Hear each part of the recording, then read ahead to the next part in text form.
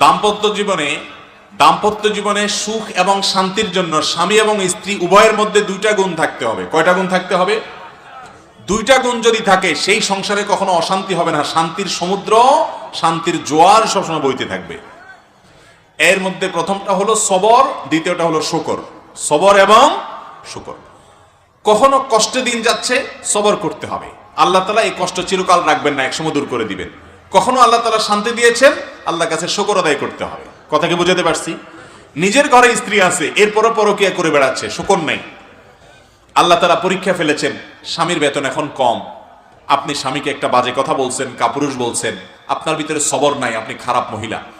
একইভাবে আপনার স্বামী সে আপনার সব ভালো আছে, কোনো একটা জিনিস হয়তো নাই, যৌতুক পাই নাই আপনার বাবার বাড়ি থেকে, তখন আপনাকে একটা খারাপ কথা বলল, একটা বাজে কথা বলল, সেও ছোট লোক।